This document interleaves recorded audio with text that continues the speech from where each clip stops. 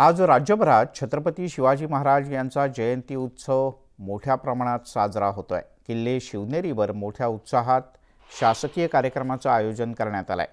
मुख्यमंत्री एकनाथ शिंदे, उपमुख्यमंत्री देवेंद्र फडणवीस, अजित पवार हे किल्ले शिवनेरीवरच्या या कार्यक्रमाला हजेरी लावतील। यावर्षी शिवनेरीवर येणाऱ्या शिवभक्तांची गैरसोय होणार नाही अशा प्रकारचं नियोजन सुद्धा करण्यात आलंय। शिवनेरीवर मंत्र्यांच्या आगमनानंतर शिवभक्तांना गडावर प्रवेश बंद करण्यात येईल। गेल्या अनेक वर्षांची परंपरा होती, पण ही परंपरा यंदा मोडीत निघणार आहे।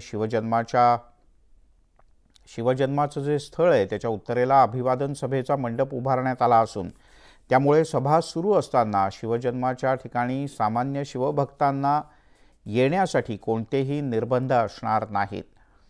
पोलीस आणि महसूल विभागानं पहिल्यांदाच शिवनेरीवर अभिवादन सभेचं ठिकाण बदलल्यानं सर्वसामान्य शिवभक्तांच्याकडून समाधान व्यक्त होत आहे।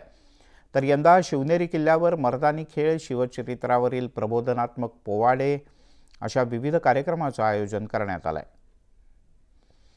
थेट शिवनेरीवर जाऊयात। रायचंद शिंदे आमचे प्रतिनिधी आपल्यासोबत आहेत। रायचंद, पूर्णपणे मंतरलेलं वातावरण आहे तर सध्या शिवनेरीवर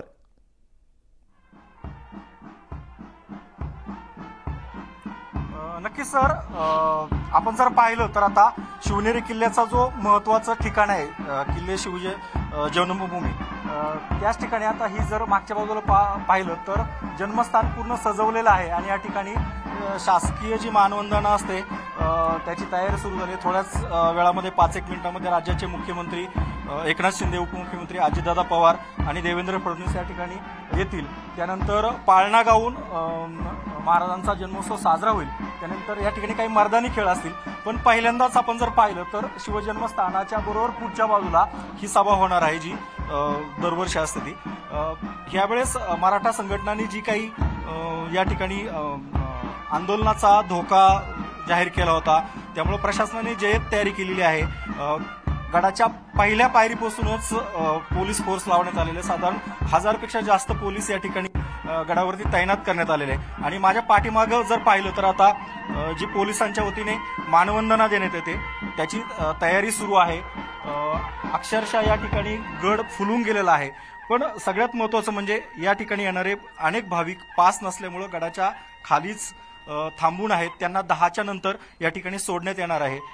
खरं तर मागच्या अनेक वर्षाची जी परंपरा आहे शिवनेरीवरती शासकीय शिवजयंती, काल रविवार जोडून आल्यामुळं रविवारी किल्ल्यावरती खूप मोठी गर्दी होती। राज्यभरातील जे शिवप्रेमी आहेत या ठिकाणी ज्योत घेऊन गेलेले आहेत आणि आज जर पाहिलं तर सकाळचे हे 3-4 तास जे असतात तर या फक्त लिमिटेड शिवभक्तांना, 5 धारकी शिवभक्तांना या ठिकाणी प्रवेश देण्यात आलेला आहे। थोड्याच वेळात राज्याचे मुख्यमंत्री या ठिकाणी येतील, त्यांचं छोटेखानी या ठिकाणी भाषण सुद्धा होईल आणि यावेळेस ते काय संबोधित करणार आहे याची सुद्धा उत्कंठा या ठिकाणी आलेल्या शिवप्रेमींना आणि राज्यातील शिवभक्तांना लागलेले आहे। एकूणच यावेळेस मराठा संघटनांनी जो काही इशारा दिलेला आहे त्या पार्श्वभूमीवर पोलिसांनी या ठिकाणी मोठा पोलीस बंदोबस्त ठेवलेला आहे। बरोबर रायचंद, साधारणपणे सरकारी बँड असतो त्याचं वादन फार वेगळ्या प्रकारचं असतं, पण यावेळेला या शासकीय वादनात सुद्धा खास शिवस्तुतीपर काही गीतं आपल्याला वाजताना पाहायला मिळत आहेत आणि आलेल्या भक्तांमध्ये कसा उत्साह आहे, कारण यावेळेला शिवनेरीवर मुख्य कार्यक्रमाचं ठिकाण बदललंय जेणेकरून भाविकांची अडचण होणार नाही।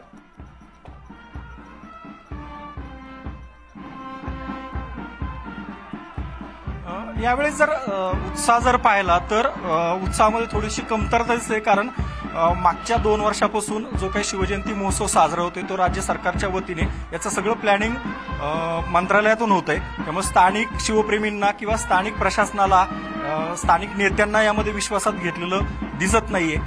प्रशासनाचा एक समन्वय दिसत नाही। त्याच्यामुळं जे काही इव्हेंट मॅनेजमेंट कंपन्या आहेत त्या सुद्धा मुंबईमधल्या आहेत। राज्यातला एकमेव पर्यटन तालुका जुन्नर अशी ओळख असलेल्या स्थानिकांना यामध्ये कुठेही सहभागी करून घेतलेलं नाही, त्यामुळे स्थानिकांची सुद्धा नाराजी आहे। पण शासकीय इतमामामध्ये किंवा शासकीय सगळ्या सोपस्कारांमध्ये यावेळीची शिवजयंती साजरी होते, पण याला थोडंसं पास असतील किंवा या इतर गोष्टींमुळं थोडंसं शिवजयंतीच्या या सगळ्या उत्साहाला थोडंसं एक शांततेत म्हणावं लागेल, कारण तिथीनुसार जी शिवजयंती पुढच्या महिन्यात आहे त्यामध्ये सुद्धा चांगला उत्साह असतो. असा उत्साह आज सकाळी या ठिकाणी जाणवतोय. बर. बरेच शिवप्रेमी पायथ्याशीच थांबून आहेत आणि पहिल्यांदाच सकाळी 8 वाजता या ठिकाणी शिवजन्म सोहळा साजरा होतोय. इथून मागची जी परंपरा आहे ती साधारण 9:30-10 वाजायचे, त्यानंतर सभा असायची. पण हा सगळा कार्यक्रम 1 तासामध्ये 9 वाजेपर्यंत सगळा या ठिकाणी संपणार आहे. राज्याचे मुख्यमंत्री थोड्याच 5-1 मिनिटांमध्ये या ठिकाणी दाखल होतील. मिलिंद सर. बर, रायचंद तू राहाच आपल्यासोबत. आपण आता किल्ले रायगडावर जाऊयात थेट. चंद्रकांत बनकर आपले प्रतिनिधी आपल्यासोबत आहेत. चंद्रकांत, रायगडावर कसा उत्साह आहे?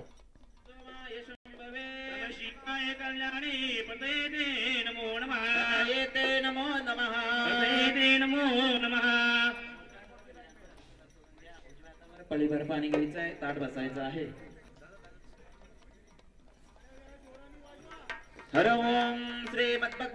आपण पाहतो आहोत इथे पूजा सुरू आहे आणि राजधानी आहे आणि या सर्वांच्या राजधानीवरती आता शिवजयंती उत्सव मोठ्या उत्साहात साजरा केला जातोय. माझ्या बाजूला जर बघितलं तर आपण राज सिंहासन आहे आणि या सिंहासनाच्या ठिकाणी आता छत्रपती शिवाजी महाराज यांची पूजा अर्चा जी आहे हे चालू आहे. या ठिकाणी आता जे आमदार आहेत अनिकेत तटकरे यांच्या हस्ते ही पूजा होते आहे. अनेक या ठिकाणी मान्यवर मंडळी देखील उपस्थित आहेत. त्याचबरोबर या ठिकाणी अनेक लोक रात्रीपासून जमलेले आहेत आणि या ठिकाणी आता मर्दानी खेळ देखील सुरू आहेत. हे राजसिंहासन जे आहे छत्रपती शिवाजी महाराज यांचं, या ठिकाणी ही पूजा झाल्यानंतर समाधी स्थळ जे आहे त्या समाधी स्थळाच्या ठिकाणी शासकीय मानवंदना होईल आणि या ठिकाणी त्यानंतर अनेक जे या ठिकाणचे मंत्री आहेत सुनील तटकरे असतील किंवा आदित्य तटकरे असतील यांचं देखील आगमन या ठिकाणी थोड्या वेळाने होईल असं सांगितलं जात आहे. अनेक छत्रपती अनेक जे शिवभक्त आहेत हे या ठिकाणी आलेले आहेत आणि संपूर्ण रायगडावर आज शिवजयंती उत्सव मोठ्या उत्साहात या ठिकाणी साजरा केलेला आपल्याला पाहायला मिळतोय.